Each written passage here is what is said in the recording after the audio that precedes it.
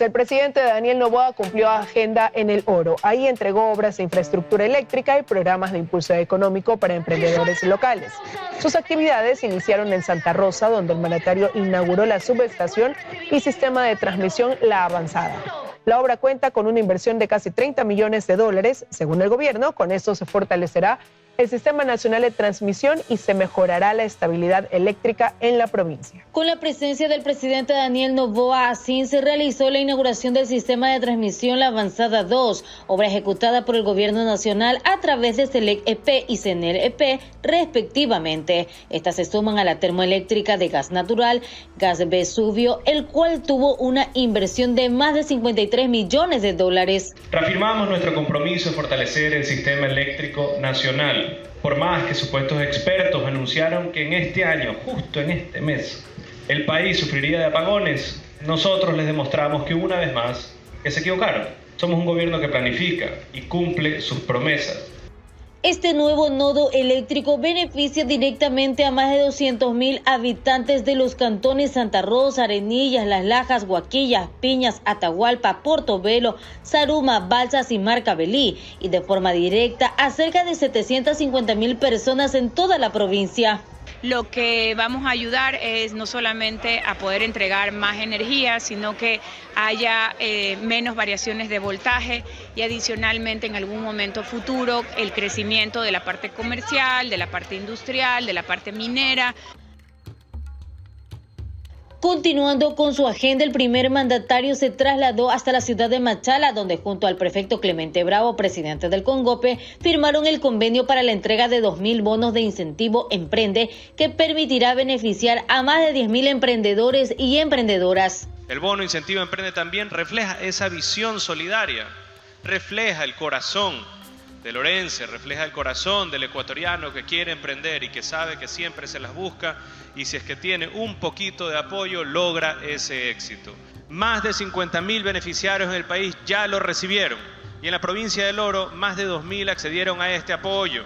El jefe de Estado culminó su visita a la provincia del Oro diciendo que no dejará que ni el país ni su gobierno se somete a agendas impuestas por la oposición, ya que el objetivo del Nuevo Ecuador es seguir visitando los territorios, llegar con apoyo y con progreso a los barrios olvidados. Y en la Asamblea Nacional aplauden la apertura al diálogo y los acuerdos alcanzados en Imbabura, pero cuestionan a quienes insisten en mantener la movilización. Menos de 24 horas después de que las autoridades de gobierno y representantes de comunidades y pueblos de Imbabura anunciaron el fin del paro, en la Asamblea Nacional aplauden la apertura al diálogo. El verdadero pueblo ha tomado conciencia de decir, bueno, basta, no vamos a ser utilizados y vamos a la mesa del diálogo y es lo que han decidido. Natalie Farinango, asambleísta de ADN, señaló que el gobierno está dispuesto a dialogar con los sectores que tengan la voluntad de hacerlo. Todos los que queremos a nuestro país y que queremos paz sobre todo, estamos felices por los acuerdos que pudieron llegar a organizaciones indígenas con el gobierno nacional.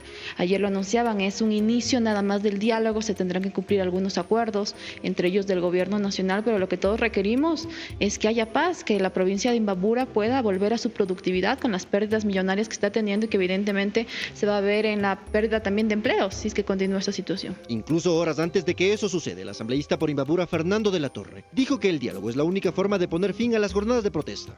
Yo sé que muchos no están a favor del paro y otros están a favor, pero es momento de que nos unamos, de que el gobierno y la población se sienten a dialogar. Es la única salida que nosotros tenemos que ver por el momento. Sin embargo, en el Parlamento cuestionan a los sectores que desconocen los acuerdos alcanzados y llaman a seguir con la movilización. Creen que existen intereses políticos y de organizaciones criminales que quieren desestabilizar al país. Cuando usted dice hay intereses, ¿de quiénes? Ustedes claramente el pueblo ecuatoriano lo tiene identificado y no es necesario manifestar. Y si quiero, pueden manifestar abiertamente altos dirigentes de la CONAIE y atrás ciertos grupos políticos, económicos que tienen intereses, incluso los que tienen intereses del contrabando del diésel. Los asambleístas independientes, en cambio, anunciaron que presentarán una propuesta para crear un comité mediador del diálogo. Quieren sumarse para buscar una salida total. La decisión de ciertos líderes indígenas de mantener las movilizaciones en Imbabura ha generado críticas, incluso la población la considera un obstáculo para el progreso y bienestar del país. Las contradicciones entre las organizaciones indígenas de la provincia de Imbabura estarían generando conflictos, pues unos reconocen el diálogo que se mantuvo con las autoridades gubernamentales y otras han cerrado su postura, que desde diferentes sectores es criticada y que incluso sin ningún sustento afectaría a todas sus comunidades. Deslegitimados, se dice, no he confirmado, que a Mesías Flores ayer lo ubicaron, salieron en busca de él. Entiendo que sí lograron, como decía, vamos a atraparle, decían en las redes sociales, ¿no es cierto? Dicen que fue agredido Mesías, no contesta el teléfono. He hablado esta mañana con Francisco Conterón. Francisco igualmente abandona ya la tarea de dirigir, y bota la toalla, y yo no me voy a exponer a que me vengan a agredir ni a pegar. En las calles la ciudadanía puntualiza que si bien se aperturó un diálogo y se realizarán mesas técnicas, el cerrarse en posturas radicales no traerá ningún beneficio, no solamente para las comunidades indígenas de Imbabura, sino para todo el Ecuador. Esa parte, cuando uno se cierra, no debe dar paso. ¿Por qué? Porque siempre tiene que estar una parte abierta a la conversación. El crear una protesta de vandalismo no nos lleva a ninguna parte. Un grupo de dirigentes que están en esta situación haciéndole la vida imposible al gobierno. ¿Usted está en contra de esto? Yo estoy en contra, totalmente. Que las posturas radicales no traerán ningún beneficio para la provincia de Imbabura es lo que se señala de diferentes sectores, y por ello la importancia de que a partir del día lunes se inicien las mesas de diálogo para llegar a consensos que deslegitime a quienes quieren generar caos y que estas mismas sirvan para resolver las problemáticas que se presentan en las comunidades indígenas del norte del país. El presidente Noboa promete recursos para la creación de residencias universitarias en instituciones públicas a nivel nacional. Esto, dice, permitirá que los estudiantes de zonas alejadas no deserten de sus estudios. El presidente Daniel Noboa emitió el decreto 182, a través del cual dispone la creación del programa Residencia Universitaria en las escuelas politécnicas públicas y universidades estatales a nivel nacional. En el documento consta que el gobierno se compromete a transferir los recursos necesarios a las instituciones que cumplan con al menos 5 requisitos. 9 universidades ya mantuvieron una primera reunión con el gobierno para establecer ciertos criterios en torno a la construcción de estos espacios. Otra de las condiciones era contar con un sitio en donde posiblemente construir estas residencias universitarias. Nosotros inmediatamente nos pusimos a trabajar. Nicolás Samaniego, rector de la Universidad Nacional de Chimborazo, explica que se plantearon mecanismos para mejorar el proceso de construcción. Tener posiblemente a través del Midubi 2 modelos de construcción, uno horizontal y otro vertical en función del terreno que se tenga a disposición. En el decreto se dice se hará transferencia de recursos. Recordemos que nosotros en esa condición de públicos tendríamos que entrar en un proceso de licitación. Lo ideal sería más bien que el mismo gobierno construya. El rector de la Universidad Andina, Simón Bolívar, César Montaño, considera que por el costo y el tiempo se podrían buscar incluso otras iniciativas. Se debería reglamentar la manera como se van a establecer a lo mejor convenios con prestadores de servicios privados, los alrededores de las universidades, esa como disponibilidad de casas privadas que prestarían servicios más o menos similares. Esa casa de estudios de posgrado cuenta con una residencia con espacio para 140 estudiantes que funciona desde hace 24 años. Esto ha ayudado mucho para potenciar el proyecto académico nuestro, porque podemos garantizar que quienes no tienen los recursos puedan tener pues una estancia digna en la universidad y que permite que no haya además deserción. Los rectores consultados sostienen que la iniciativa es positiva. Ahora habrá que esperar que los recursos lleguen y que el manejo de estos lugares sea el adecuado para no repetir historias como la de la famosa residencia de la Universidad Central que dejó de funcionar en 1987. Los gremios productivos condenan el terrorismo que golpea al Ecuador, la que también repercute en la economía nacional. La violencia le cuesta anualmente al país más de 19.000 millones de dólares. El país no puede ser rehén del miedo ni de la violencia. Ninguna causa justifica el terror ni la destrucción. Expresamos nuestra solidaridad con las víctimas y respaldamos el accionar de las Fuerzas Armadas y la Policía Nacional en su deber de proteger al país y restablecer el orden, dice un comunicado publicado por la Cámara de Industrias y Producción de Ecuador en redes sociales. La Cámara de Industrias de Guayaquil, por su parte, en otro escrito señaló: rechazamos categóricamente estos atentados que buscan sembrar miedo y desestabilizar al país. Ratificamos nuestro respaldo a las Fuerzas Armadas y a la Policía Nacional en su esfuerzo por restablecer el orden. Instamos a que el sistema judicial actúe con firmeza y celeridad para que los responsables enfrenten las sanciones que la ley contempla. En la misma línea se pronunció también el Comité Empresarial Ecuatoriano. Condenamos enérgicamente estos hechos y respaldamos a las Fuerzas Armadas y a la Policía Nacional en su labor, exhortando a que el sistema judicial acompañe plenamente su accionar para que los responsables reciban todo el peso de la ley. Las Fuerzas Armadas y la Policía actúan con firmeza. Lo mismo necesitamos del sistema judicial en el Ecuador. ¿En qué lugar del mundo se ataca a un presidente de la República y los atacantes son dejados en libertad? Necesitamos mandar un mensaje claro, contundente a la ciudadanía y a todos aquellos terroristas que quieren sembrar el caos en el país. En tanto que la Cámara de Comercio de Guayaquil expresó nuestro respaldo total a las autoridades en la aprehensión de los criminales responsables de estos hechos que buscan paralizarnos mediante el miedo y el amedrentamiento. Los ecuatorianos de bien somos más y no cederemos ante quienes intentan quebrantar la paz. La mayoría de guayaquileños y ecuatorianos somos gente buena, gente que quiere vivir en paz, gente que quiere progresar, gente que quiere desarrollo. Por eso creo que es un momento importante para estar unidos, articulados, todos pensando en la paz contra la violencia. Y es que, como explica Hans Soledispa, académico asociado al Instituto Ecuatoriano de Economía Política, que el orden público sea respetado es necesario para que en el país haya desarrollo productivo. Estos sucesos en específicos tienen una afectación directa en el corto plazo en el comercio y en el turismo. Eso es una afectación directa, inmediata y palpable que ya lo podemos estar observando en las posteriores horas y en los primeros días de los sucesos en específico. Pero luego también a largo plazo hay una afectación importante y es la afectación en la confianza de las ciudadanías, de los emprendedores y en la confianza de los inversores. La violencia le cuesta a Ecuador más de 19.000 millones de dólares al año, según un informe del Instituto para la Economía y la Paz. Ese costo se traduce en aproximadamente $1.500 por persona. Mientras tanto, Estados Unidos condenó el terrorismo en Guayaquil y en las fuentes del país. Ofreció apoyar al Ecuador en el enjuiciamiento de los responsables de estos ataques. Los ataques terroristas con explosivos en Ecuador fueron mencionados por la Oficina de Asuntos del Hemisferio Occidental en una publicación en la red social X. Dice: Estados Unidos condena el atentado con coche bomba en Guayaquil y los atentados con bombas en puente contra infraestructuras clave, calificándolos de descarados ataques terroristas contra el pueblo ecuatoriano. Joaquín Hernández, analista internacional y rector de la Universidad de Ecotec, explica la importancia de este pronunciamiento. Yo diría que es un punto muy valioso para la estrategia política del gobierno y para el Ecuador. Sienta las bases para algo que siempre se ha venido pidiendo como parte de la política internacional, que es el trabajo conjunto con los Estados Unidos y con los demás países que están contra el narcotráfico en temas tan complejos como son los temas de inteligencia, etcétera.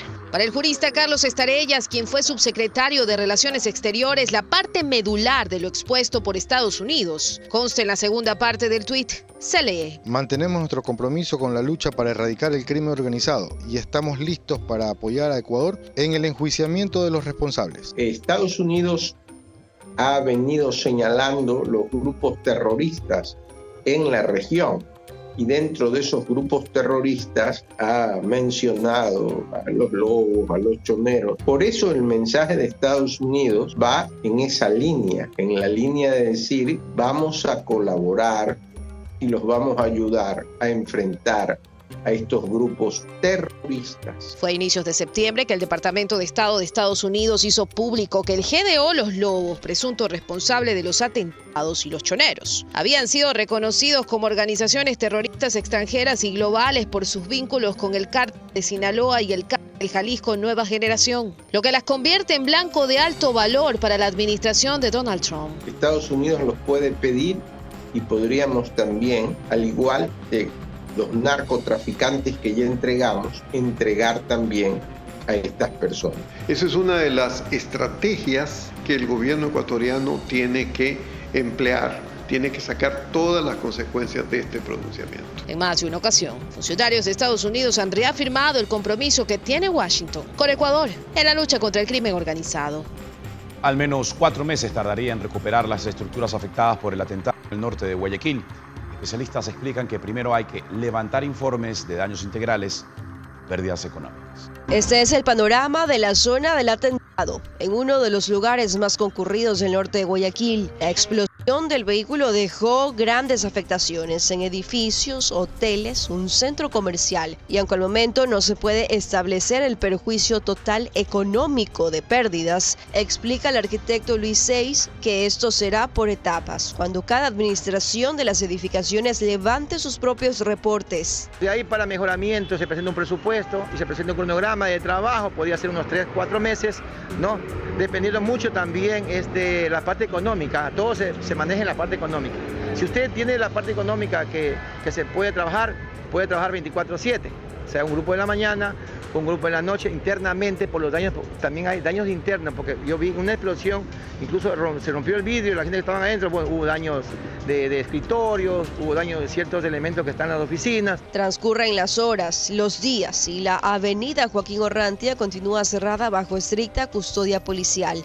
Poco a poco empiezan a reanudar las actividades comerciales, como por ejemplo en el mall de este sector, uno de los afectados. Lo hacen paulatinamente. El ingeniero Andrés Cano, del Colegio de Ingenieros de la provincia, también recalca los tiempos que demoraría toda la rehabilitación. Para poder evaluar los daños y con eso hacer la planificación de la intervención.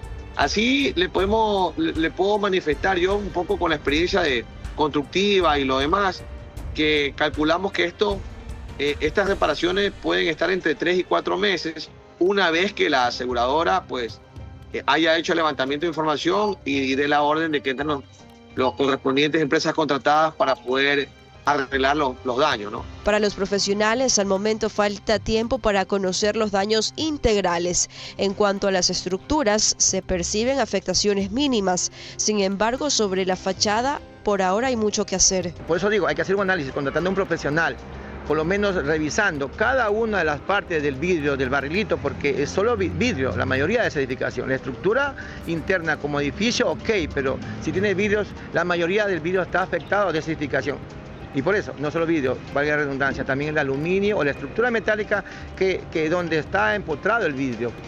Presumimos que también hay afectaciones en la parte de instalaciones como voz y datos, internet, todo lo que tiene que ver con la parte eléctrica, sobre todo la parte que está más hacia el exterior de la edificación. Y mientras pasen las semanas con este levantamiento de información, por ahora, en los edificios y comercios afectados se trabaja en la reposición de ventanales y estructuras dañadas, en una zona donde la actividad cotidiana sigue paralizada y poco a poco empezará su normalidad.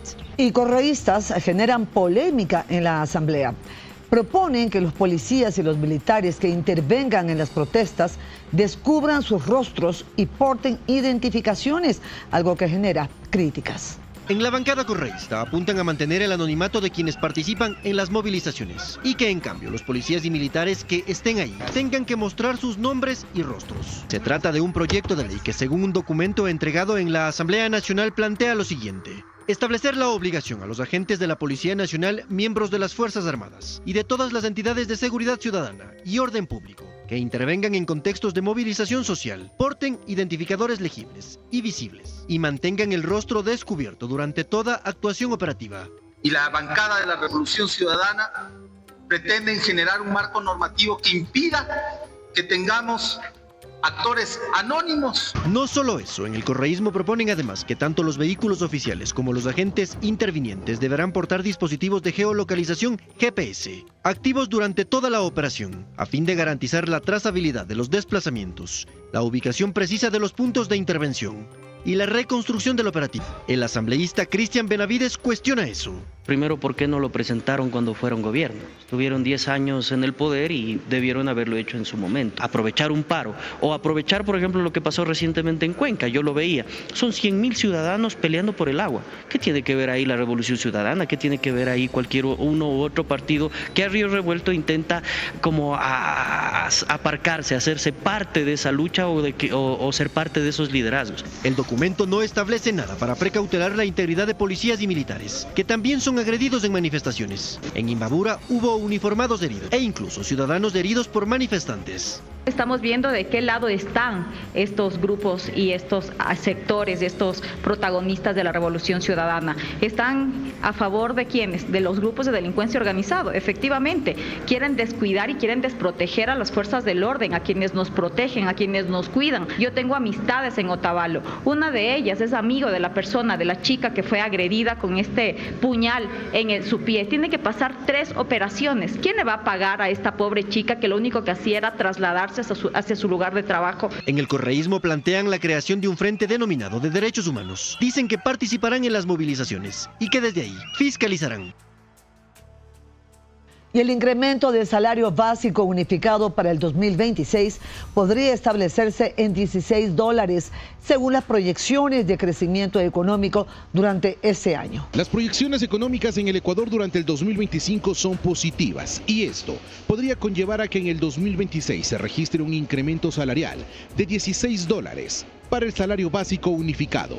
Si esto se llega a concretar, pasaría de 470 a $486. Porque el Banco Central hasta el mes de agosto ha determinado que hay crecimiento económico de más del 3%. Y cuando yo tengo un crecimiento económico significa que yo tengo sostenibilidad económica para un incremento. El porcentaje del incremento sirve también para la tabla sectorial, donde se fijan salarios para aquellas personas que superan su remuneración al salario básico unificado. Esto será sometido bajo análisis del Consejo Nacional de Trabajo y Salarios. Ahí se establecerán y analizarán los indicadores económicos con los cuales se proyecta el incremento de los $16. En las calles, la ciudadanía resalta que el sostener la economía del país es importante para que con el tiempo el salario básico siga incrementando. Créanme que $16 para nosotros nos sirve para transporte, nos sirve para hacer compras en nuestros hogares, entonces nos sirve para cualquier cosa y eso es importante. Eso es importante porque siento que incluso nos podemos ayudar un poquito más, incluso también con la afiliación del IES, que ahí se nos descuenta un poco, pero con este incremento creo que estaríamos un poco más sostenibles. El próximo 10 de noviembre será cuando se reúne el Consejo Nacional de Salarios en la ciudad de Quito, para establecer la nueva remuneración básica unificada en todo el Ecuador. Hasta el 17 de octubre estará abierta la impugnación contra los postulantes a la Comisión Ciudadana de Selección, que elegirá al nuevo fiscal general del Estado. El Consejo de Participación Ciudadana y Control Social ha confirmado que 52 postulantes avanzan a la fase de impugnación para elegir a la Comisión Ciudadana de Selección, que tendrá en sus manos la responsabilidad de elegir a la nueva autoridad de la Fiscalía General del Estado. En esta etapa se pondrá a prueba la transparencia, independencia y la credibilidad del sistema de selección de autoridades. Para que los ecuatorianos puedan ser parte de este proceso y sacar malos elementos en caso de que tengan un incumplimiento, alguna prohibición, alguna inhabilidad y que no cumpla con los requisitos. Esto ya ha sido igual revisado por un equipo de expertos. De los aspirantes habilitados, 42 provienen de la ciudadanía y 10 fueron propuestos por las funciones del Estado. Durante 3 días, del 15 al 17 de octubre, cualquier ciudadano podrá presentar objeciones formales contra los postulantes a la Comisión Ciudadana, siempre que estén respaldadas por pruebas y que se ajusten a las causales establecidas en el reglamento. Nosotros como gremio estaremos pendientes de todas las actuaciones que se van dando dentro del Consejo de Participación Ciudadana y con eso dando la transparencia, claridad que necesita este concurso para que finalmente el mejor postulante, sea hombre o mujer, llegue a ser designado el fiscal general de la Nación. Una vez que quede conformada oficialmente la Comisión Ciudadana de Selección, tendrá 6 meses para poder elegir a la nueva autoridad de la Fiscalía General del Estado. Esto según está establecido en el reglamento aprobado por parte del Consejo de Participación Ciudadana y Control Social.